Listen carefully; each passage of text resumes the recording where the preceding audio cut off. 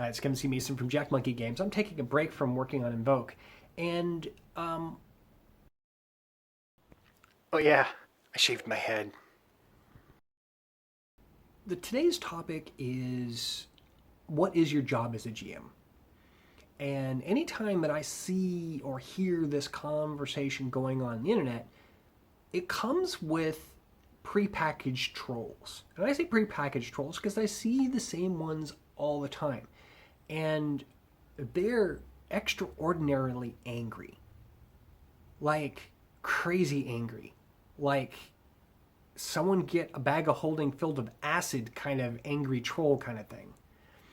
And I find that really interesting. So I wanted to have this topic and hopefully turn it into a discussion on the different styles of being a game master, the pros and cons for each.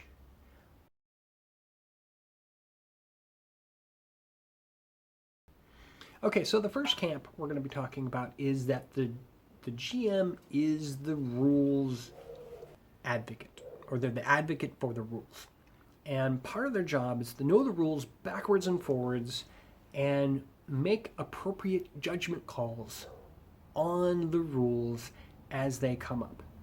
Now, this does mean that they do need to be fairly versed with the rules. It also means that they have to have a general idea of what fairness is. Now, fairness can be relative on that because you're talking about that you're not doing player versus player in most cases. So when you're doing that, the fact that the troll didn't get its extra saving throw, that doesn't mean that you're not being fair to that troll. It just means that you're ignoring that particular rule for whatever reason. Pros for that is that if you are paying attention to the rules and focusing on the rules, you've got everything is fair. As fair as you possibly can. The disadvantage on that is that it does get a bit mechanical. There's a lot of advantages to it as well. I think that having a rules-driven GM can also be a fun experience as long as everyone is on the same page.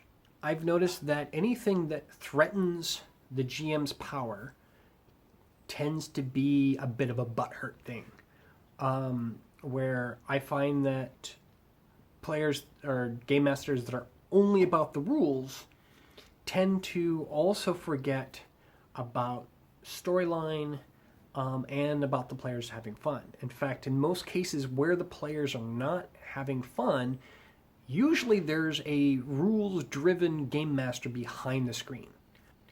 Not always, but it tends to be that way. I would love to get your comments about the rules-driven GM.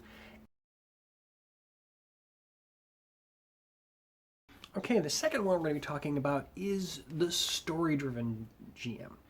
Now, this is the game master who thinks that the story is the best part. Now, what I really like about story-driven GMs is that as a player, I love to hear the story. I mean, after all, that's the whole point of me being there, is listening to the story. So with that, the problem with being a story-focused GM is that sometimes you make sacrifices towards the story and the players kind of start to feel railroaded. So in situations where a GM is all about the story and not about the players, they tend to railroad a little bit. The extreme case of that is a situation where I was in a game situation, and the GM was so bad that I almost felt violated. In fact, I've got a video to that here. The video's long, so I apologize for that, but it's worth checking out. It just was not a fun experience because I had completely lost my agency as a player. So a story GM has that disadvantage. The advantage is that, well, once again, the story is fantastic.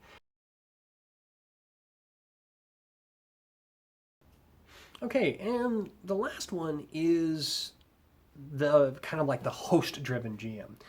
This is the GM where they want to make sure that everyone's having fun. The disadvantage of this is that if you go too far, it becomes a Monty Hall situation where the players end up getting all a bunch of stuff that you don't do anything that might create danger.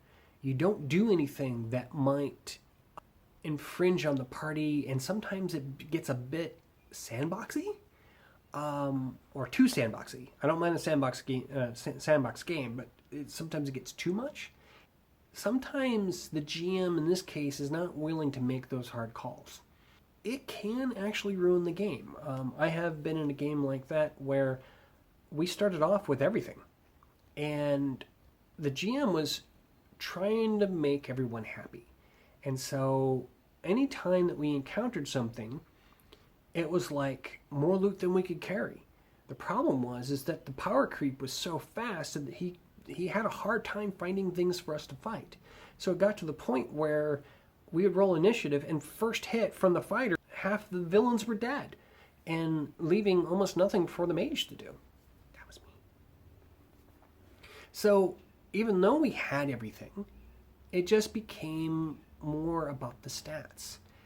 There wasn't enough story, and it just didn't seem like there was any reason to do it other than, oh look, I get the right things down on my character sheet.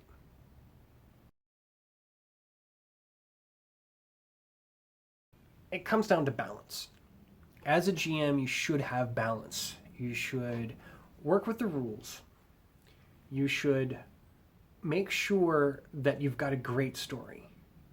And you make sure everyone's having fun. Now, this means that you've got to be fair, make sure everyone has their ability to tell their own story, and that you've got, that you're having a blast. Check in with your players. You're getting that feedback.